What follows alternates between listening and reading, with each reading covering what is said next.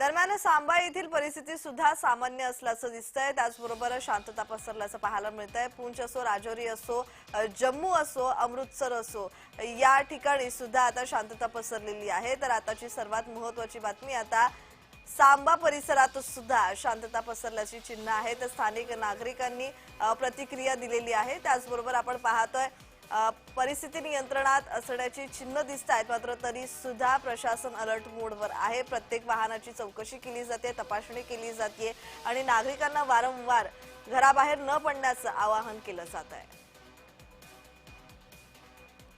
दरम्यान सांबामधील परिस्थिती सामान्य असल्याचं चित्र आहे। रात्री गोळीबार झालेला नाहीये। स्थानिक नागरिकांनी ही प्रतिक्रिया दिलेली आहे। सध्या आपण पाहतोय भारत पाक मधला संघर्ष गेले 3 दिवस वाढताना पाहायला मिळालेला आहे। मात्र आजची पहाट जी शांततेत उजाडली आहे।